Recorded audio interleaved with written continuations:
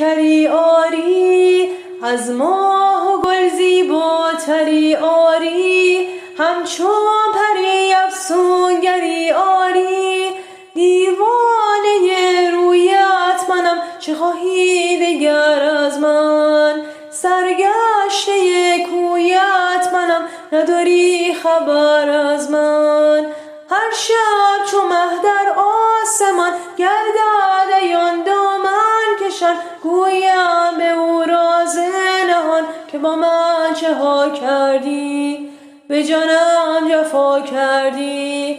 هم جان و هم جانانه ای اما، در دل بری افسانه ای اما ز من بیگانه ای اما.